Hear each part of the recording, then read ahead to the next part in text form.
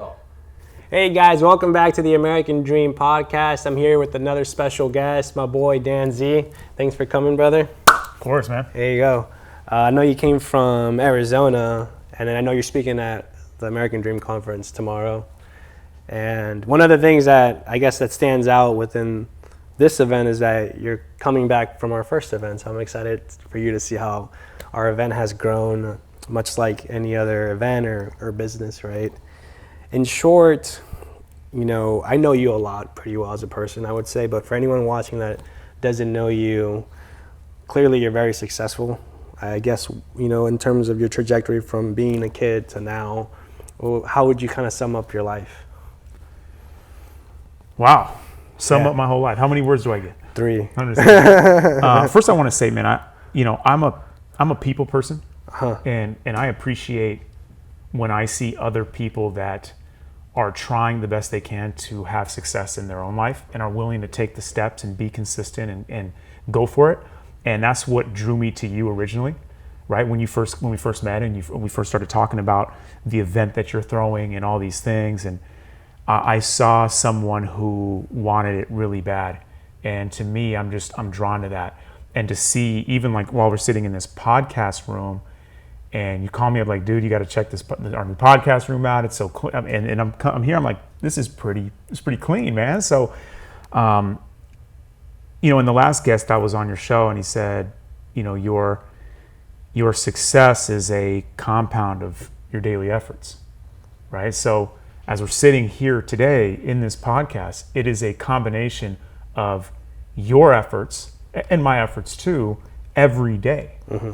Right, and that's the beautiful thing that for life that I've seen is that those efforts compound, and no one really understands that. Well, I won't say no one, but most people don't understand how much of an impact it has.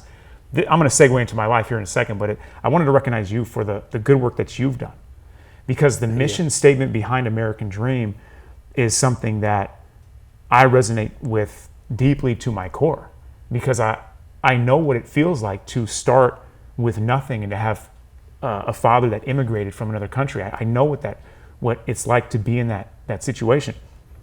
And so I believe in the cause and the mission. That's why it's not hard for me to pick up the phone and say, yeah, I'll support you.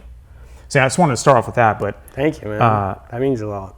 So going to my life and to sum it up, you know, I grew up in Vallejo, California. It's a pretty rough town. And if you didn't grow up that way, it's hard to relate to it.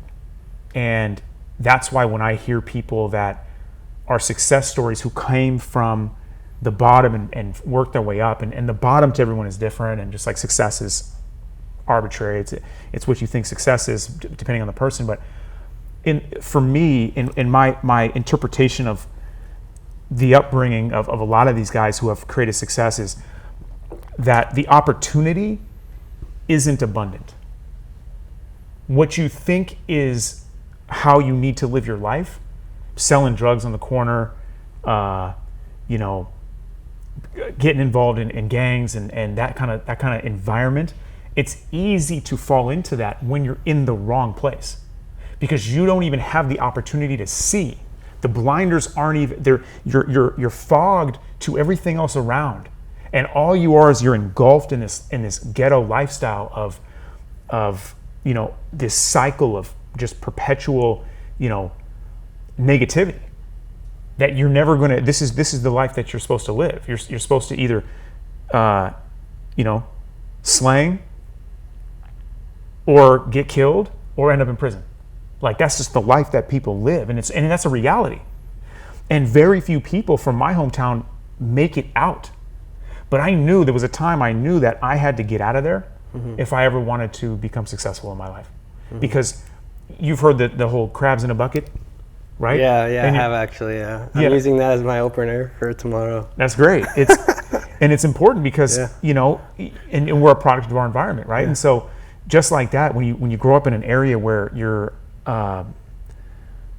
underfunded, you know, in that lack of a better word, everyone is pulling you down, and they're tearing at you to say, no, this is where you're supposed to be.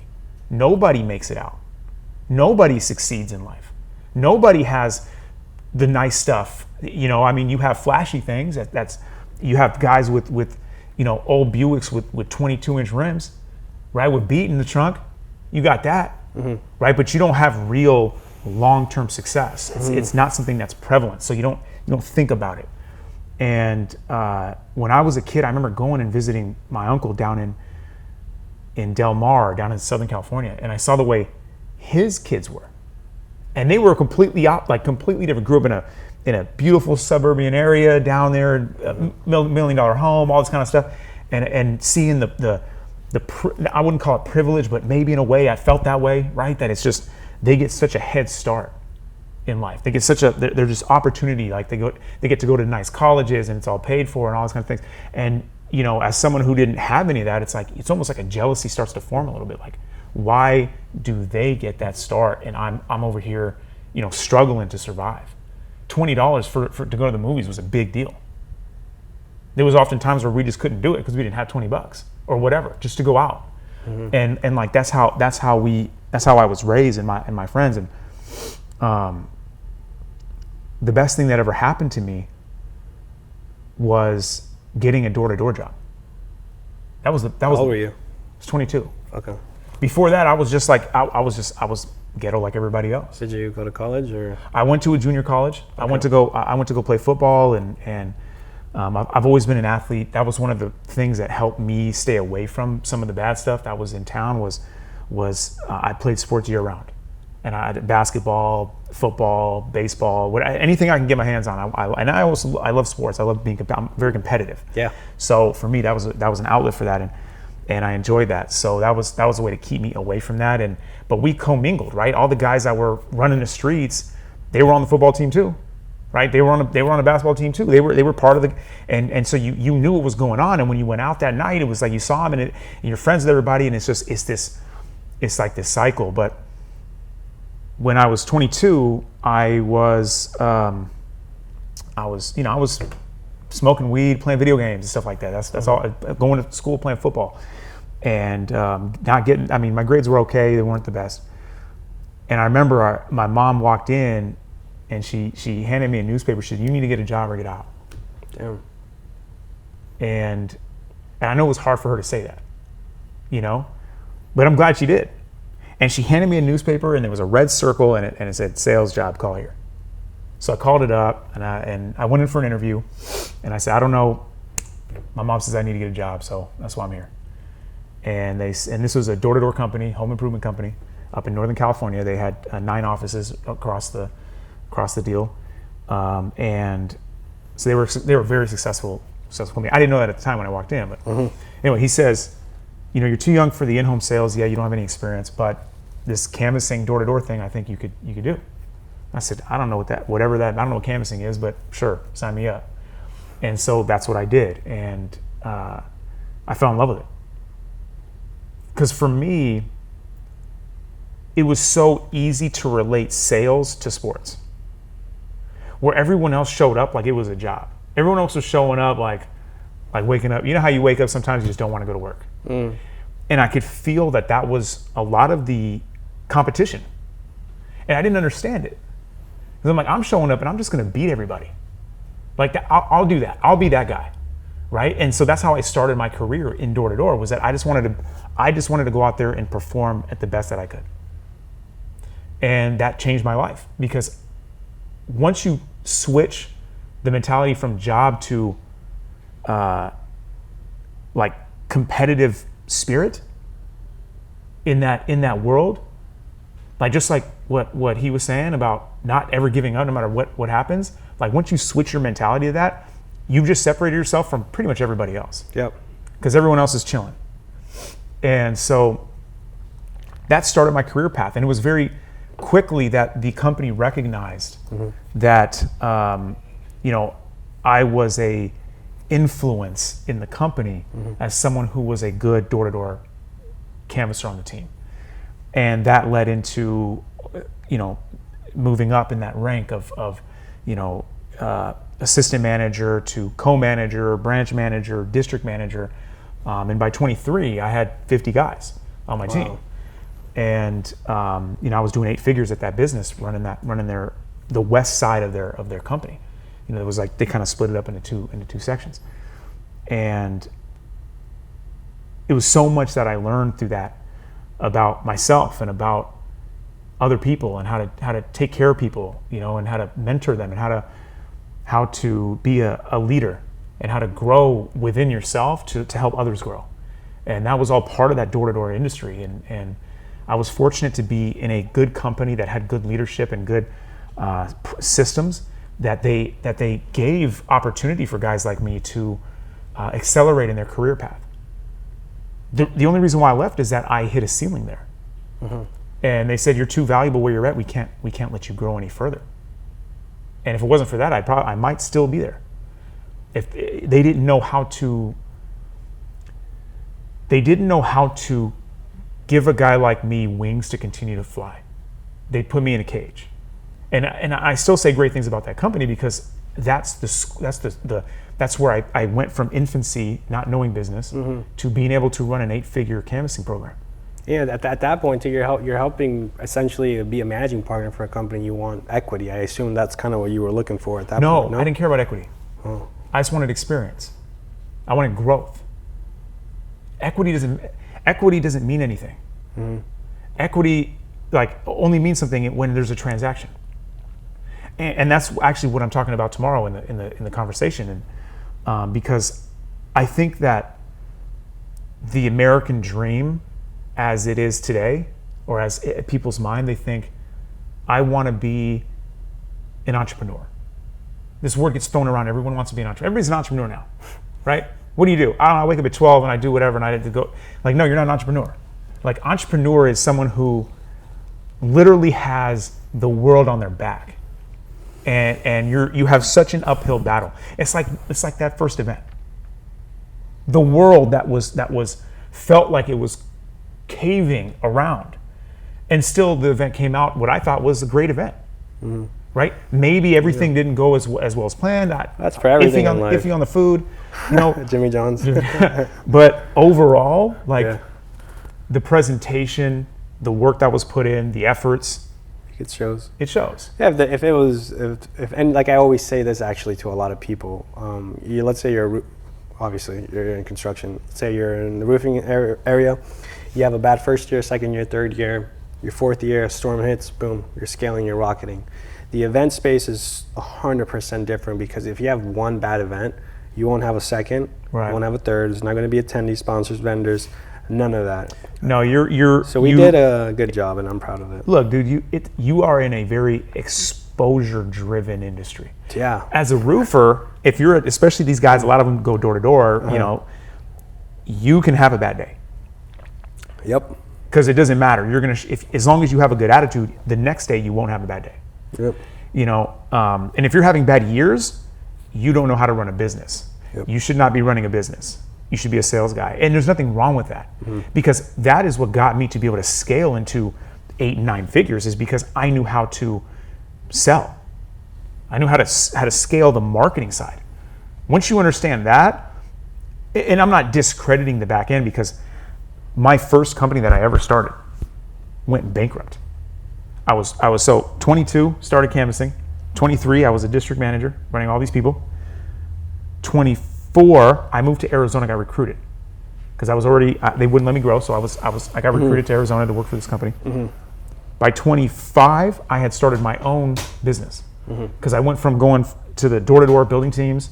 Then I went in-home to go closing the home improvement deals, slaughtered it over there in that job. I was like, okay, I got this. I got the sales side. I understand this process. I want to start my own. And I partnered with somebody, and that was a double-edged sword because he was a lot older than me. Mm-hmm. I was always surrounded by a lot older guys. The mentor, right? The mentor people. If you can have great mentors, and you can have ones that can put you in a bad situation. That's very true. I had guys that were great at what they did, but put me personally in bad situations. And you're talking business or personal? Both, I guess. Okay. So, because for me, it all ties together. You know. I'm just saying you can have like a mentor teach you good stuff in business, and then his. Oh, and then his personal. I got it. Yeah. No. So I guess kind of both. Okay. I don't care so much about someone's personal stuff, unless it's like really bad. I care more about their ethics, especially when it comes to how they operate in the business environment, you know. And actually, one of our partners said the other day, he said, you know, if someone's going to cheat on their wife, they'll cheat on me in business. And we don't think of it like that, but it's so true, right? So it's just something to think about. But anyway, so 26, I was starting my own construction company. This time I wasn't in roofing solely. I sold roofs, but I was all around home improvements. And we had scaled that thing like all across the state of Arizona. It was blowing up and all these things. And what I didn't know was the back end. We knew how to sell and all this kind of stuff. So sell, market, boom, but no, yeah. Got the marketing, got the sales. Mm-hmm. We outpaced our ability to produce the jobs. I can go in and sell a $200,000 room addition. Mm-hmm. And it'll take me 3 hours. Mm-hmm. Right? And as a sales guy, you might make 10, 15 grand in commission, 20 grand in commission, mm-hmm. right? As a company, you might make 40 grand in profit, 50 grand in profit. But the guys are going to be there for months. Permits, construction, all these things. And then guess what? The next day I sold another one. So you think you're rolling in dough because you're selling. You're slinging all these deals. You're mm-hmm. like, people, you think you're having success. Mm-hmm. And it's a falsehood. It's a falsehood. Because as soon as a job does not install right, that profit margin starts going down. Because now you're paying extra to go get it done. You outpace it. You can't get guys to do it. Homeowners start calling and complaining. They start going to the contractors board.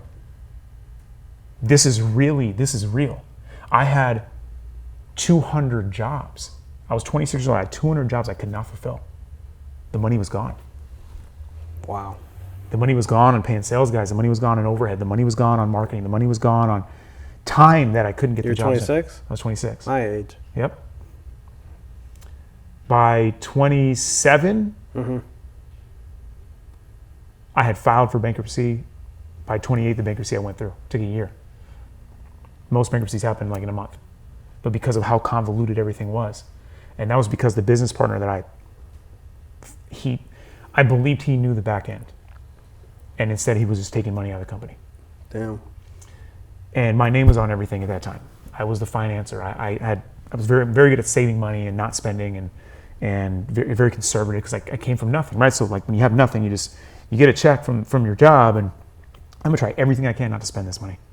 And I just did that for a while and saved up money enough to, feel comfortable and be able to go out on my own. He spent all my money. He spent all my money and the company's. Damn. And so, and again, my name was on it, so I had to stick it on. I thought I could outsell the problem.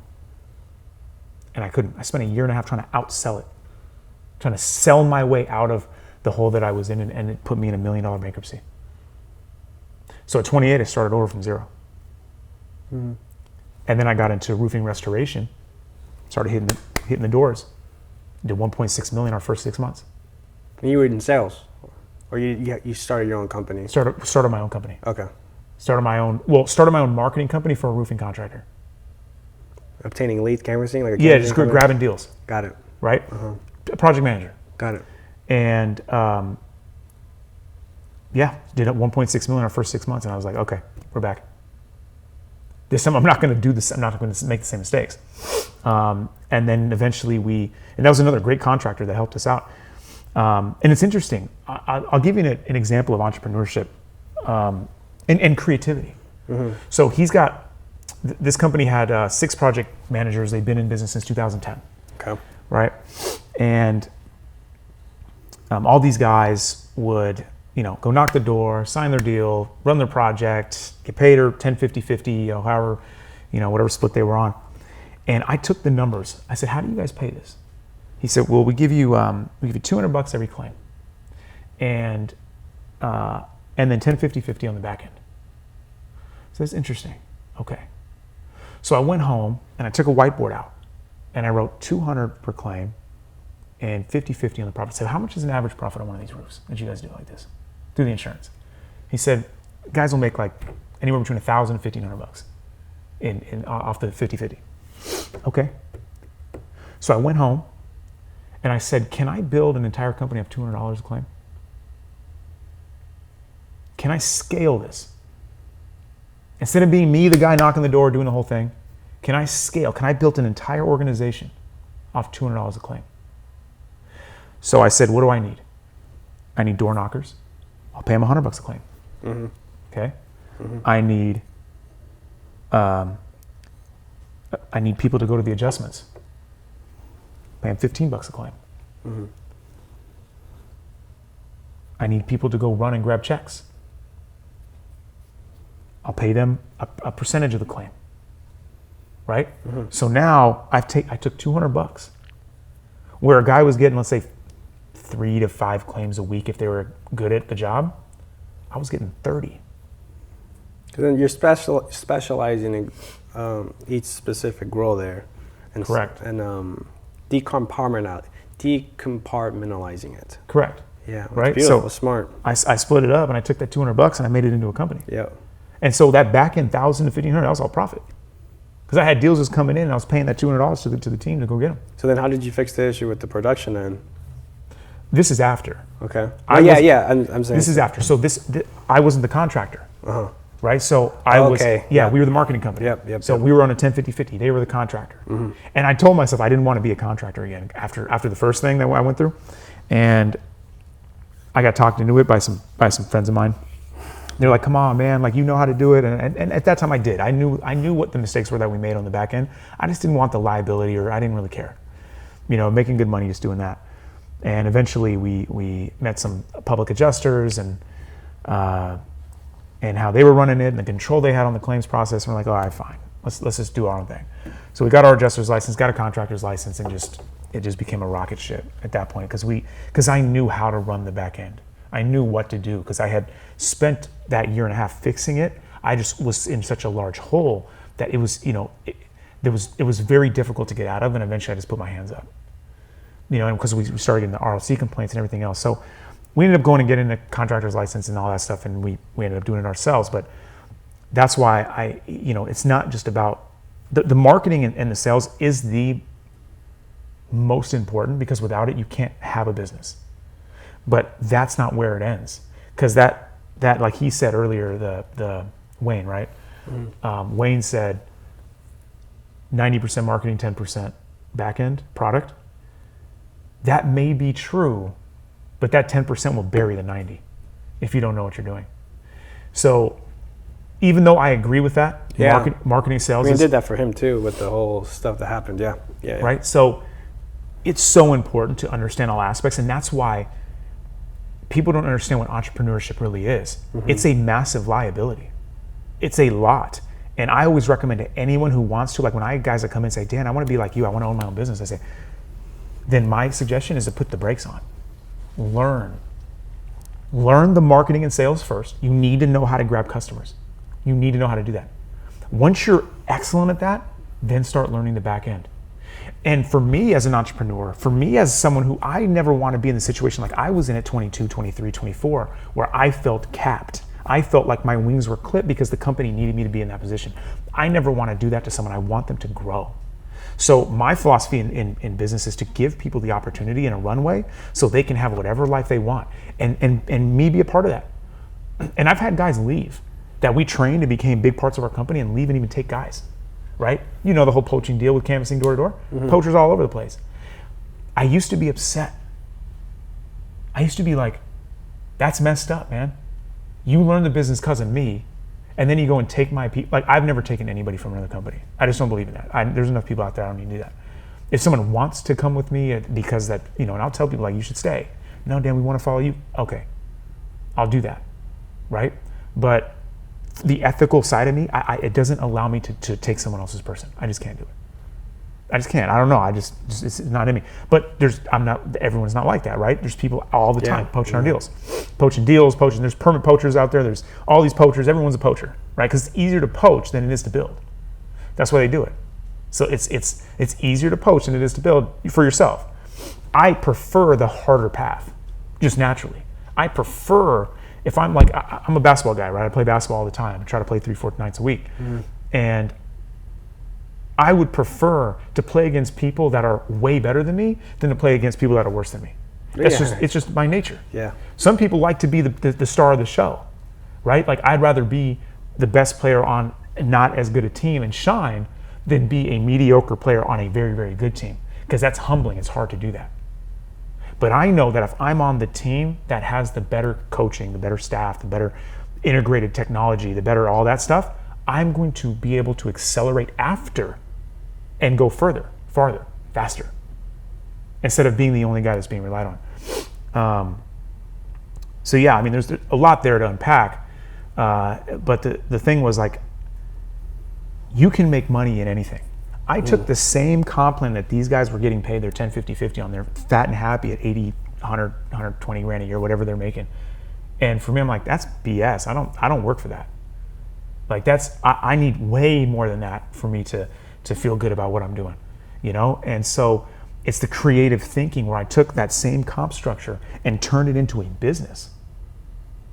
And I remember the owner of that company, and he comes to me and he goes, Dan, how are you doing this? Like when you told me, because I told him what I was going to do. Like, because he told me the comp plan. I went home, I figured it out. I said, I'm gonna do this. He's like, you can't do that. There's no way. I said, I'm going to do it. 6 months later, he says, Dan, let me talk to you, man. How'd you do it? He's like, how did you do? He said, I cannot believe what you built underneath this organization in the structure that you did. It's like, I didn't think that was possible. And it's just about thinking outside the box and being creative and pivoting when things get tough and, you know, whatever. Yeah. Like that's so important for entrepreneurs to be able to do that. So from there, we built the PA company and the construction company, and we ran very well. Mm-hmm. There's ups and downs though. What you don't know can kill you in business. And there's always going to be things you don't know. It doesn't matter how good you are at what you do, how much experience you have, you're going to run into a roadblock that's going to tell you, you want to be cocky? You think you know everything? Here you go. And all of a sudden, boom, you're in a situation where like damn near collapsed. Yeah. And I get it, trust. I know. I'm talking to someone who has an entrepreneurial mind. Yep. And you've taken the steps to take those avenues. Yeah. And so doesn't matter how much you think you know. That around that corner, something's coming. And you just have to know that and be prepared as an entrepreneur that, hey, I took this road to be an entrepreneur. I took this road to battle through adversity. So I can never give up. There is, though, a point to what Wayne was saying about waving the white flag when things are insurmountable. I did that in my first business. A year and a half too long, trying to outsell it. If I had just waved the white flag back then, shut it down, and started it, I would be years ahead already. Yeah. You see what I'm saying? Yep. So there is a foresight to waving the white flag and saying, hey, this isn't working, and I don't want to create insanity within myself. It's a good point too, because you can use that same concept of business, not wanting to give up. Obviously, it's a pro and a con, but you can even use that for anything else, a relationship, friendship. You know, when is too much? Should I give up on something? Is it worth pursuing? I guess in that moment, how do you tell yourself, because dude, I refuse to give up all the time, and just in life in general, in business. I mean, I think you know me pretty well. I like to always put my best foot forward. Having said that, how can you tell, I guess from your personal experience, like, all right, this isn't it, this is like cut, like I don't even call it give up, I guess just pivot. Pivot, yeah. I think that's so a real entrepreneur doesn't give up, they pivot. Okay, see, that's good, okay. I like that. So a real entrepreneur says, let me allow the data to drive my decisions. Mm-hmm. And that's another thing where a lot of people fall very short. If you're not driven by the numbers, the metrics that govern the industry you're in, yeah, and your productivity, mm-hmm. if you're not allowing the numbers to govern that, then you're not running a business. It's too much of a risk, because anything can happen anyway, but there's a calculated risk. There's a reason why the stock market has made so many multi-millionaires. There's a reason why investing in certain arenas create wealth, right? You know that if you buy a property and you hold on to that property for 20 years, that property is going to be worth more than it is today. Yeah. Even as inflated as today's market may be, or what people feel that the market is, you hold on to a property right now, in 20 years, guaranteed. You look at the history all the way back 100 years. Yeah. History repeats, right? History, it keeps going. The storyline keeps going. And what it shows is that metrics matter, numbers matter. So you have to take into consideration the numbers, and then you have to ask, what part is missing in my activity or process or system that's creating the result I'm not desiring from this? And then if it's something that you feel is insurmountable, there's no way to get out of this, or it becomes not worth it, or the cost versus reward isn't there, opportunity, yeah. then it's time to walk away and pivot to something else. And keeping your mind open to creative ways to do that. But and again, I'm similar. I don't like to give up. When the going gets tough, I double down. And you're probably a lot like that, where people might say, hey man, if it didn't work last time, why are you gonna do it again? That kind of thing. And it's like, because I'm going to, right? Because I'm gonna will it to happen. And you look at the greats, like, and that's why sports for me is an easy way to relate. Is like, you look at the greats in sports, and a lot of that is willpower. It's the desire to win. And oftentimes that's enough pushing you to get through those hurdles of adversity. Damn. You're just preaching to the choir, man. I'm pumped for tomorrow. No, that's good. So I think everything you're saying, I think, is beautiful, by the way. I'm soaking this in myself. I needed to hear this, believe it or not. So moving forward, like now with what you're doing, how did you scale up so quick? Well, so what I'm starting to learn, right? And I don't know everything, and I like that, because as soon as I feel like I know everything, something real bad happens. Really bad. So I'm like, I got to keep myself humble. Like, hey, I don't know everything. Like, there's so much to learn, right? And what I wanted was to scale faster, and not more importantly, alternatively, what is the American dream? Is it to build a company that you're going to work in for 20 years and pass it down to your kids? Mm-hmm. I think 20 years ago that was the American dream. Mm-hmm. I don't believe that is the American dream any longer. I think more wealth is made through transactions than building companies. By transaction, anything as simple as a conversation, dinner, or... I mean selling companies. The buying, the acquisitions, the trading and selling of companies. That's the new fix and flip, man. No one's doing... The minor leagues are real estate, fix and flip. The big leagues are companies. Exactly. And so I wanted to, and I started recognizing that. Mm-hmm. So I was already on a pathway to, how do I sell my business? I want to build it to sell it. Okay. Yeah. Met some guys, EPC, nerd. Okay. I come from the alpha world, right? I'm the alpha army, that whole branding, right? Yeah. And these guys are nerds. Okay? You're like, shit. And so it didn't resonate with me at first. Okay. It was hard for me. It was very hard. I told them that. But they resonated with me so well. Their ideas, like the nerd team, they were a powerhouse of smart and passion and aggression at understanding and building quality businesses. And they had a lot of experience in buying and selling companies. So I'm like, that's the environment I want to be in. Okay. So I had to rebrand, right? And my everything. And so what we did was bolted our company to a bigger company that was already in multiple states. They saw the model that we were doing. Mm-hmm. We were PA, contractor, and we were selling solar. We had cracked the code. Everyone's talking about it now. This was just buzz stuff a couple years ago. Mm-hmm. Now everybody's talking about selling solar through roofing. No one's really doing it. It's very hard to cross those because you have guys that specialize in roofing. Yeah. And then you have guys that specialize in solar, and they cannot. It's two different sports. Yeah. We cracked the code. And we cracked the code by selling a roof with roofers. But when we get to the construction part of it, putting in a real solar closer and teaching them roofing.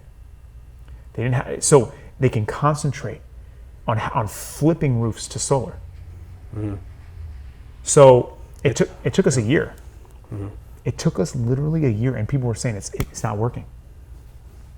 We were going into all these roofing appointments and not selling. So it was like every once in a while. Finally, our VP of sales went in there, and in 1 week he sold 13 out of 15 appointments. Went to 15. Imagine going to 15 roof color appointments and 13 of them buy solar from you. And we're like, figured it out. So we created the training module for it, all that stuff. Yeah. Now we figured out, okay, so once we got that down, now we're double dipping, really double dipping, where 40% of our roofs turn into solar jobs too. That model is very unique. And so these guys saw that and they said, we want that, because they're just a solar company. Yeah. But they're an EPC, right? They install their own solar projects, and they're millionaires. And detach and reset it as well. And these guys are multi-millionaires, and you have to be in solar. If you're going to be a successful EPC, you have to have a lot of money in the bank, because for every 100 solar jobs that you install, you have to carry $1.5 to $2 million. You have to carry that until the project closes out. Until you get paid out. Wow. So if you don't have that kind of cash, you're not going to be an EPC. You're not going to be around for very long. Wow. Okay, and especially now, because everything's got moved to the back end. There's no more front money, and that's because of bad actors in the industry. But anyway, so they saw the model. Roofing has cash flow up front. It's a win, right? We can cash flow the business off roofs and sell the solar. So immediately, as soon as they acquired our company, right, now we're in all these states, and they have the ability to recruit hundreds of people and do all these things, do whatever. So it was very easy in that to scale it from there. And that was because I walked away from the ego and said I would rather be a mid-level player on the best team than be the best player. Yeah. You kind of see what I'm saying? Absolutely. Yes, I do. So it's been humbling, but it's also been educational. And what I've learned is that the future is acquisition. The future, like you look at Tommy Mello, right? He built a great brand with his garage door company. Yeah, he did. Exceptional. One of the best in the world. Yeah. Sold it. You're not done. He's going for what's called the second bite of the apple. Round two. Yeah. Round two. So now what the private equity company does, or strategic buyer, or whoever's coming in, what they're going to do is they're going to say, here's a bunch of money. We are going to buy every garage door company that meets this criteria in the regions that we're already in. And there's different ways to do it, right? Yeah. But that's the future of where the home service industry is going. And I was actually on my way here when I was on the plane. I had a little bit of time. I was working on some stuff in my presentation and stuff. I got updated a little bit. And I was watching this video about the service industry and private equity. I'm studying, right? I want to become one of the best at it and understanding it. And private equity has been circling the home service industry for about 10 years. Yeah, they're just not kind of. And the reason why is because it was viewed as unstable. I think COVID changed that perception of it. It had to. I think it's a combination of COVID and profit margin. So they didn't understand the profit margin within the home service industry. It's incredible. It's like a roof, and when you know what you're doing, it can be extremely profitable. Yeah. And so they're starting to see that, the HVAC companies, all these things. And so we have a formula. So we've talked to venture capitals and private equity companies and strategic buyers. We've been talking to them because we're positioning as a platform company, which is going to start acquiring all these companies, right? And so there's companies that want to offer us, 10, 15, 20 million dollars to just go and start acquiring businesses, or $100 million or $200 million. We're not ready yet. We're ready to take cash if it's not an acquisition. Like, we don't want to be bought right now. Yeah. We're waiting until we're going to bolt on a few companies, and that's part of the future of what I'm talking to you about. Is that we take some companies that meet a certain parameter, and we have a rocket ship. This is a rocket ship. It's going up, okay? And let's say this rocket ship does 100 to 150 million a year, and over the next 2 years it'll do 300 million, right? We take another company who's doing 5 to 10 million, and you attach it, and then you attach another one, and another one, and another one, and another one, and another one. Now all of a sudden you're doing $500 million a year. The multiplier at an exit at a transaction could be anywhere from 12 to 22% EBITDA. So if you run a clean business, roofing companies run around a 14%, solar companies run around a 10, 11%, right? HVAC companies run around a 14%, so you blended average around 12. You're doing 500 million. That's a massive multiplier. And if you have your own technology, if you're vertically integrated, you run all your own install crews, you have all that stuff, everything's in-house, you're commanding somewhere around an 18 to a 20 times multiplier. It's a numbers game. So imagine your yearly income, right? And someone's saying, I'm gonna give you 20 times that today. That's what an EBITDA play is. That's what selling a company is. But what happens is guys that sell their company, let's say they're a solar company and they sell solar, right? They don't install it. You can get a 1 to a 1.5 times because of how volatile it is. Sales leadership goes, company's done. But if you're a solar company and you install your own solar, now you're trading it 4 to 6 times. Wow. You're more stable, okay? Now let's say you have sales, lead gen sales, install, and you have growth, like you're growing. You're hitting volume now, like 50, 80, 100 million. Now you're commanding an 8 to 10 times multiplier. That makes sense. Okay? Now you want to get to the highest level? You've proven that you can acquire businesses, so you can bring them in, fold them up. Replicate them. You can do that internally and externally, meaning you can... So Tommy does, he brings them into... That's right. That's exactly what he's doing. He's a genius. It's you bring them in. Think about it. You built a $10 million company, I built a $10 million company, together we're 20. Yep. Separate, we suck. Yep. Okay? We don't think we suck because you got an ego and I got an ego. We think we're big dogs, but really the $20 million company is 4 to 5 times more valuable than the $10 million company. Yep. So if we come together, instead of getting a 1 times multiplier, together we get a 4 times. So you get 2, I get 2. You see that it's basic math. Yeah, right? and then the external, the middleness connectivity, in this case being a private equity firm, can 10x that from 2. Well, that's what they're going to do. So that's crazy. So then now you have, you've proven that you can bolt on these companies, you can do all this stuff, you can expand into multiple markets, right? The next step is multiple industries within your business. Got it. So the highest multipliers, you're talking about roofing, HVAC, and solar all in one. So now you have a business that's doing all of that, all vertically integrated. One-stop shop. One-stop shop, the whole deal. And it's running smooth. And it's showing proof that you can do all these things and move into markets. Damn. So this is what we're building, right? This is our target, our goals, our aspiration. So that way the private equity company sees that track record, and they're going to go on a trailing 24, meaning what were your last 24 months of revenue and EBITDA. And so they're going to see that, and that's how they're going to base their evaluation of the business. We're targeting for $500 million. So let me ask you a quick question. I know time's a little bit of the essence. Sure. But I guess what's the overall goal for you as a person in the next 10, 15 years? What does Dan want to do? Not from a business perspective. Just Dan personally? Yeah. Well, I what's the end game for you? The end game is freedom and time.